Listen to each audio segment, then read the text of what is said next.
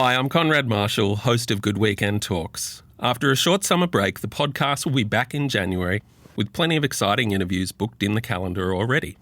But for now, enjoy one of our most popular episodes from 2024 and don't forget to subscribe, rate and share.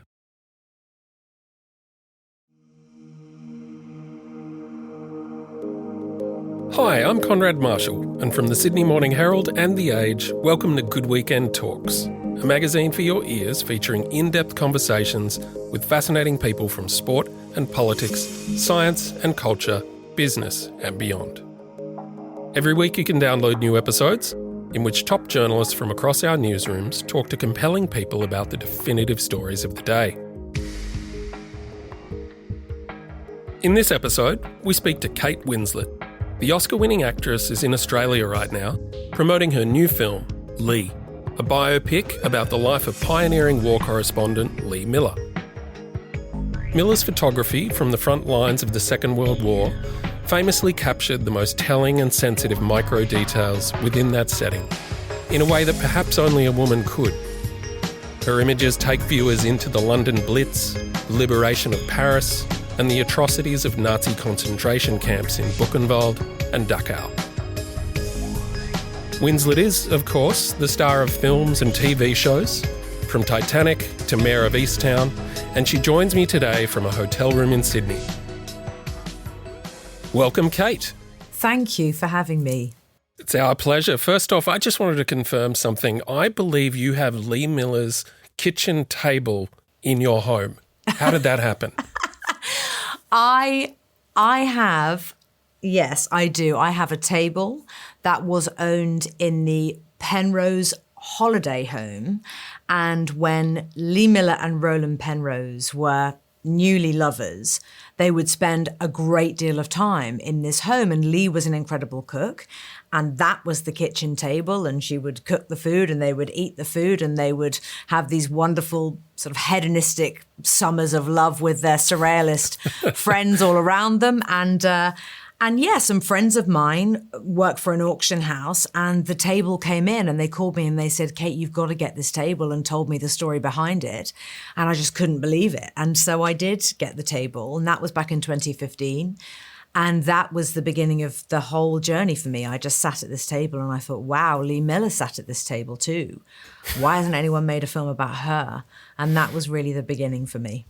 Fantastic. I have to admit, I was largely ignorant of Lee Miller before seeing your film. I know there was a book, The Lives of Lee Miller, which was published in 1999, almost a quarter of a century ago. But there's a little bit more cut through with movies often.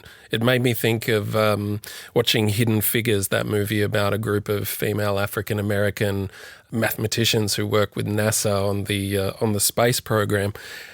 I was wondering, what is it that you think makes movies such a great vehicle for recognition or celebration of underappreciated figures? It's such a brilliant thing to talk about. It really is. I mean, with movie making, even extraordinary television, I'm a huge fan of being part of episodic television for these wonderful streamers now as well. But you do have the power to not just entertain people, but to sometimes educate them on who it was who really did that extraordinary thing that you may or may not necessarily know about.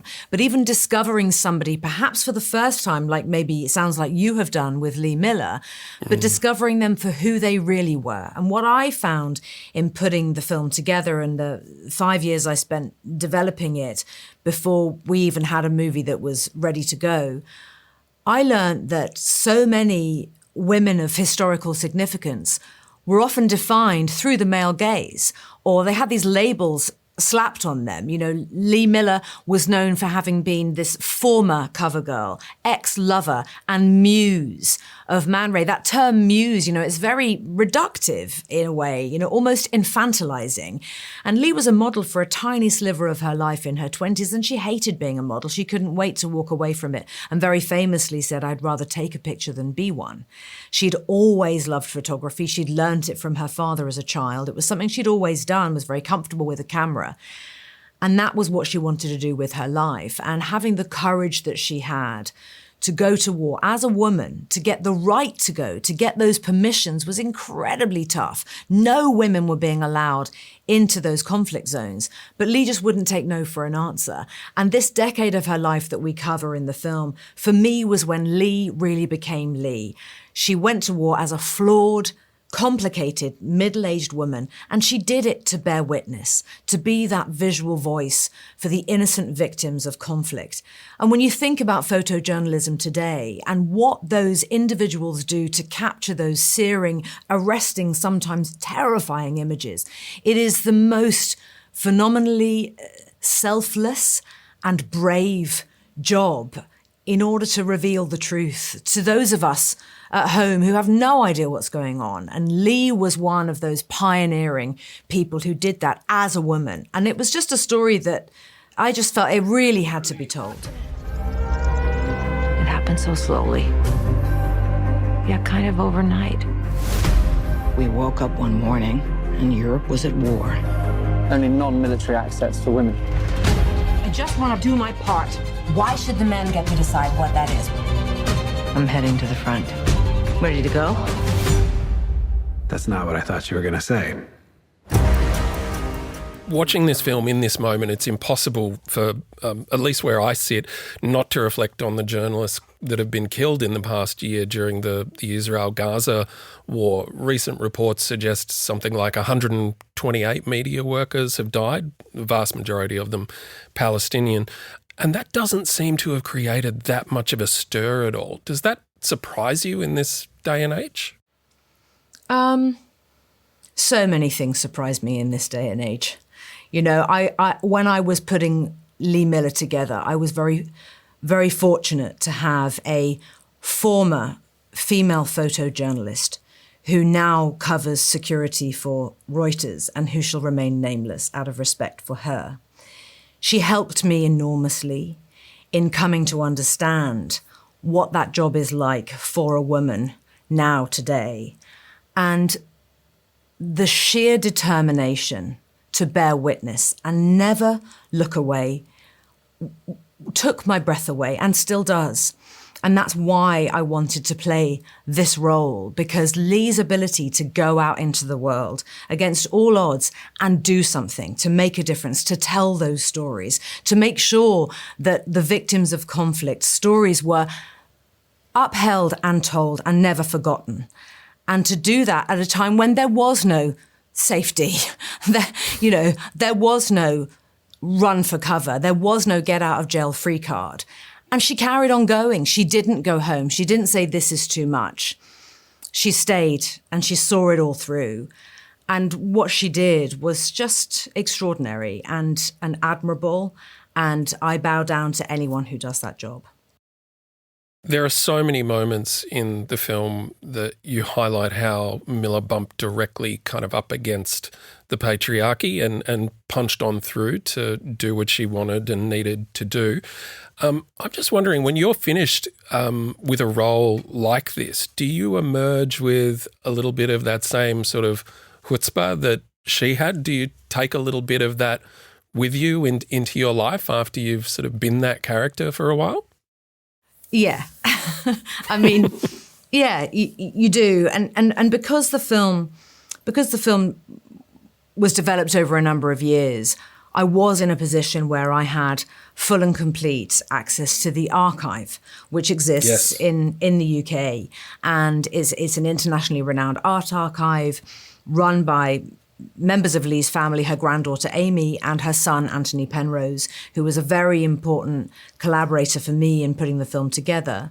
But because I had that level of access and that level of trust, I was able to be so immersed in not just her photographs, but in her life, personal diaries, letters between her and Roland, extensive letters between her and Audrey Withers, which really gave me access to a side of her that I wouldn't have otherwise had, that very female relationship that she had with Audrey that was quite unusual of the time.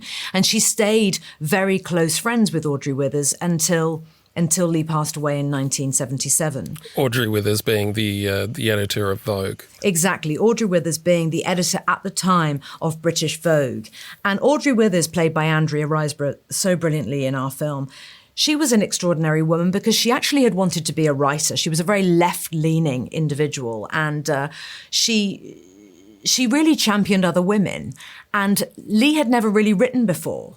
And going and being a photographer in the way that she was, that was one thing. But then having to really dig in and write about what she was witnessing was quite another thing. And Lee was really nervous of that. She didn't know if she was going to be capable of doing it at all. And in the letters between Lee and Audrey, Lee so often says to her, "Come on, dear girl, you can do it. We're cheering for you back home. You've got it in you. Just keep going." And then Lee would write back to her and say, "Oh, thank you so much. And by the way, would you mind just sending me a tin of Ovaltine, some new earplugs, and possibly a couple of spare pairs of pantyhose because I've got runners all through mine." And then Audrey would send her these amazing care packages. And so it was really all there. And so, yeah, loads of it stayed with me. The essence of who Lee Miller was, this incredibly inspiring woman, and how she lived her life with just integrity and compassion and power and resilience.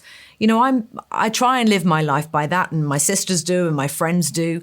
And it just reinforced for me the importance of that, especially, I think, in the world we live in today and how we want to raise our daughters.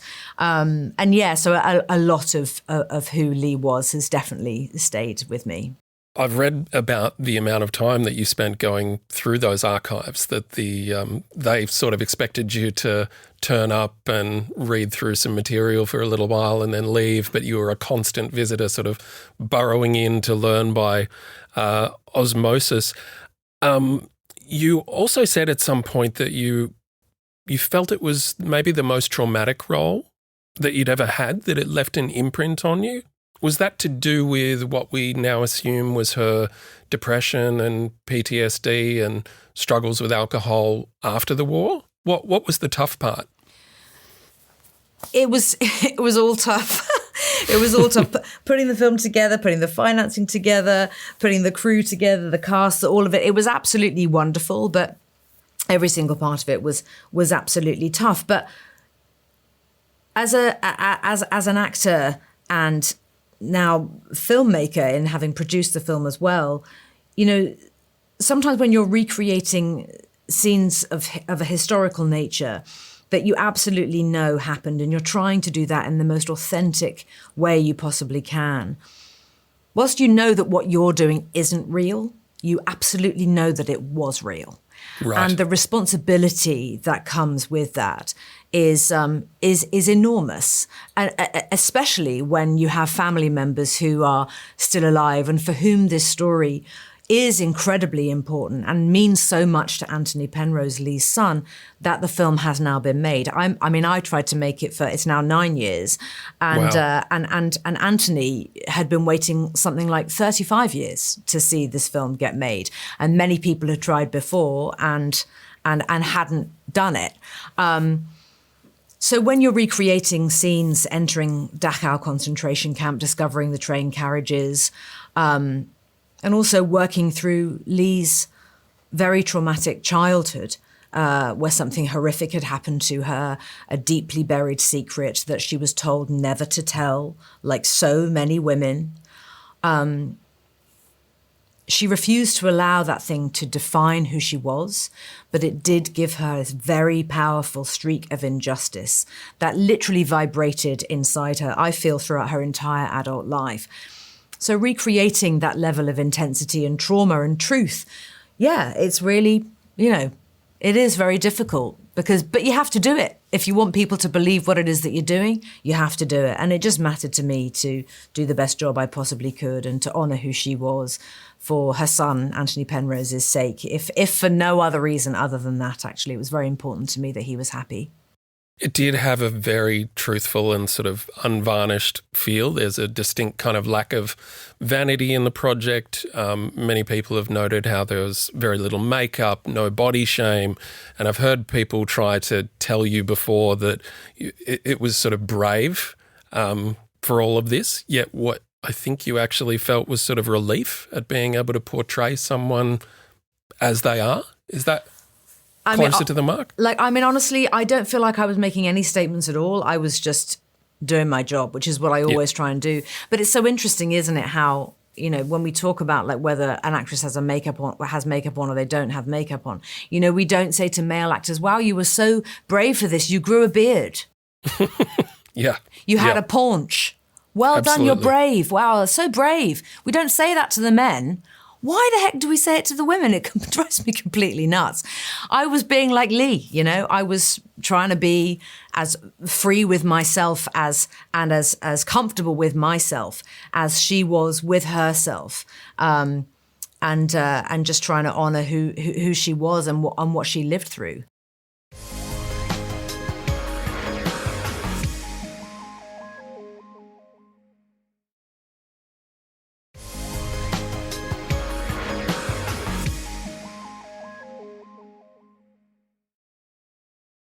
I've heard that you've always been interested in photography, and for the film you actually learned how to use the Rolleiflex camera, just as Lee Miller had used. For listeners, that's one of those old-timey cameras you sort of hold at the level of the waist or the stomach and kind of look down at the lens plate. Did you take actual photos with it? Do you still? Do you tool around with photography? I very much did learn how to use the Rolleiflex camera. And actually, I worked with a camera historian who built our replica camera for the film, and Anthony Penrose. Together, the three of us, they really taught me how to use it. Tony Penrose himself knows how to use that camera just like his mother did. In fact, he took it traveling with him after the war. He took that camera. He was like, this is a mighty fine camera. Off I go. It was very important that the camera didn't feel like a prop in my hands and didn't look like a prop. It had to feel like an extension of my arms. It had to be present and both disappear at the same time. So when I was winding on the film, I needed to not be looking at it. I needed to know how to use the light meter and pull focus and all of those good things and change the film, which is a very complicated thing to do. I was the only person on set actually who knew how to change the film on our camera. So it meant that during takes, if I would run out of film, there's only 12 frames on one of those rolls of film, I would just change the roll of film as we were shooting. And yes, I was really photographing every image that we are recreating of Lee Miller's own images. And a lot of my images are actually in the film, which I was incredibly proud of, because I just had to get really good at it. I mean, I don't know what else to say. I had to get really good at using that camera. Do you have any Lee Miller photographic prints up around your house? I'm just curious to know if there was like some image or not that really struck you that you had to have, and where does it hang? I do have one, actually. I do have one, and it's relatively big. It's probably from my head to my waist, and it was given to me by the friend who sold me the table, and she gave it to me when I finished filming. She said, "Look, you just got to have one. It's very beautifully framed, and it's an image of Lee." Literally, she looks like an unmade bed. She looks just amazing. And she's got her arms folded like this. And she's wearing her US, her fatigues, her war correspondent fatigues. She's leaning back against a wall with a row of jerry cans either side of her legs. And it's one of my favorite images of her ever taken. And so that's one that I do have in a frame. And it's just on a wall, no particular prominent place, but it's just there. Brilliant. Speaking of the lens, there's a line from early in the film. You mentioned it earlier. I'd rather take a picture than be one.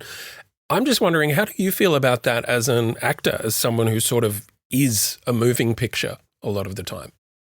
It's so funny because I sort of see myself as a storyteller, I suppose. Mm-hmm. And maybe that's why things like, you know, these terms like, you know, oh, it was brave and not wearing makeup and, you know, all of these kinds of things, they kind of like don't really hit the sides. I'm like, well, I'm just telling a story. I love my job. I absolutely love acting. I really do love it. And actually, as I get older, I find myself loving it all the more. I just really value it and feel grateful for it. Grateful that I'm still being invited back to the party, you know. It's a pretty good feeling. And there seems to be a sort of an upswell, I think, in strong roles for women in a way that is quite new and hopefully is here to stay. And making films like Lee, I feel it does contribute to that intention and that sort of movement in a way. So no, I feel it's an exciting time, I think, to be part of this industry, and it's an exciting time to be a woman getting older in this industry. I feel more in myself, and I feel proud of myself. I think that's something that women are very uncomfortable saying for some reason, but I think I think it's important to say it. I think it's important to encourage one another and to say, yeah, I'm proud of what I did. I'm proud of what you did. It's I think it matters a great deal. So that's sort of the time in my life I'm at right now. You do, of course, have a big role, particularly with this film, behind the camera. You're a co-producer on the film. Is it true that you insisted that it have a female director? Yeah, it just didn't make sense to have a male director. When it came to the point of putting the film together, and because I had lived with the material by myself alongside Anthony Penrose for about 5 years, even before Kate Solomon, my co-producer, came on board, and that was when we really started to go, okay, now we've got a movie. When we thought about directors, it just somehow didn't sit right that building such a female story. I always say this is a film about a woman. It's not a film about a war.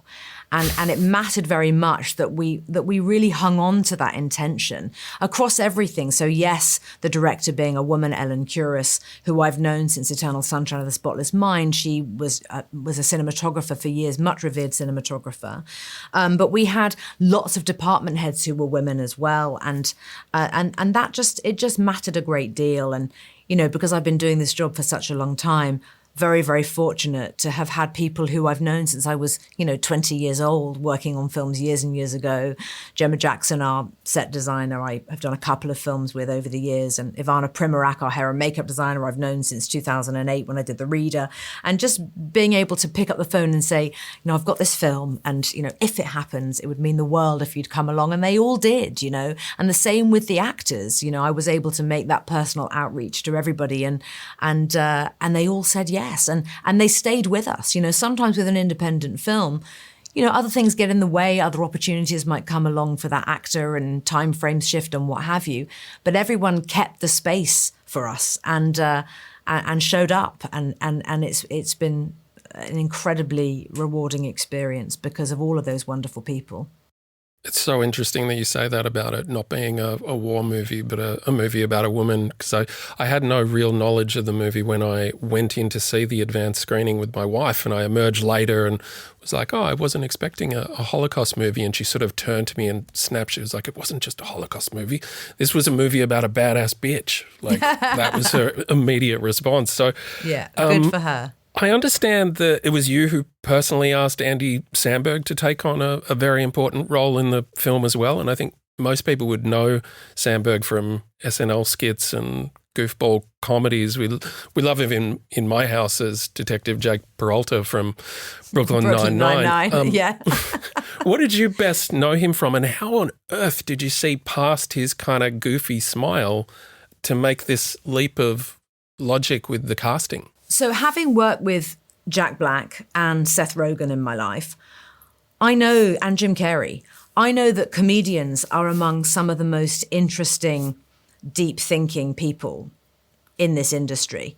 And so I was immediately able to see past Andy's comedic brilliance. I best knew him actually from SNL and have always admired him. Love The Lonely Island in our house as well. But here's the truth. Marion Hume, one of our co-writers, a woman who I happen to have known since I was 16 years old. She was editor of Australian Vogue for 10 years, but she started her career as fashion editor of the independent newspaper in England.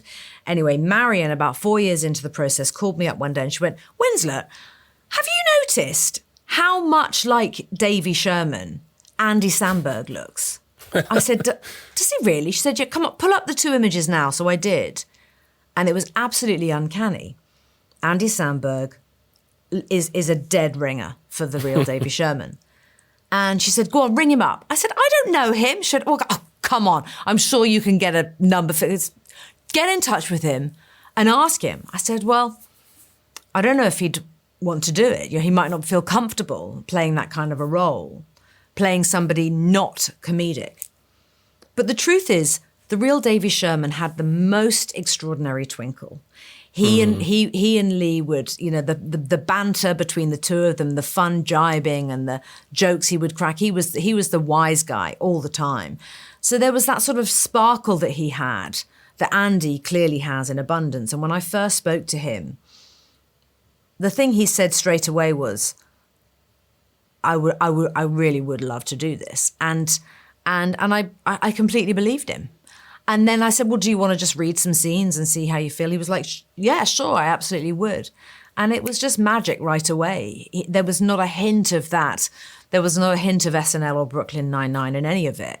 And he was incredible at really, really communicating. He would say, what did you think of that? And how do you think I should try this next time? And just as actors do all the time. We all do that all of the time. And he was just wonderful. And I would often say to him, do less with your face. Just try one where you do less with your face.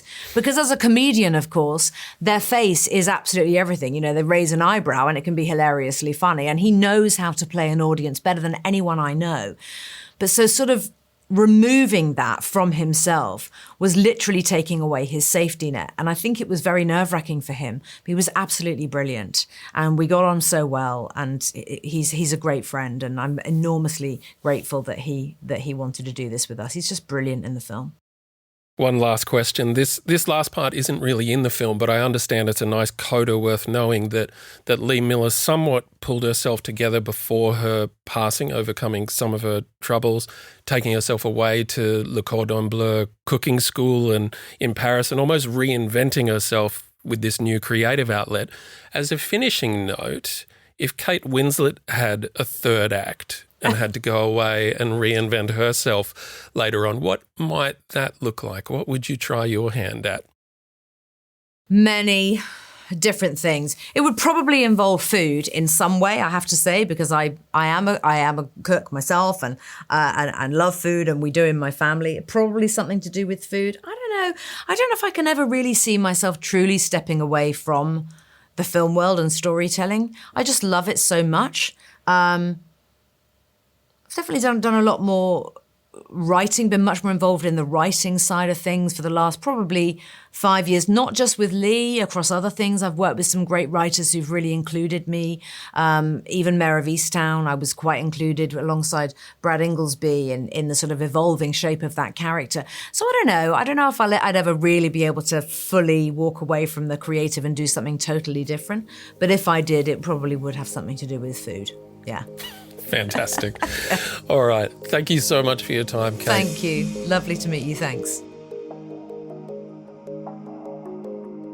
That was Academy Award winner Kate Winslet on another great episode of Good Weekend Talks. Tune in every week for more compelling conversations. Good Weekend Talks is brought to you by the Sydney Morning Herald and The Age. Subscriptions power our newsrooms. To support independent journalism, search Subscribe Sydney Morning Herald or The Age. And if you enjoyed this episode, please remember to subscribe, rate and comment wherever you get your podcasts. This episode of Good Weekend Talks is produced by Chi Wong. Technical assistance from Cormac Lally. Editing from Konrad Marshall. Tom McKendrick is head of audio. And Katrina Strickland is the editor of Good Weekend.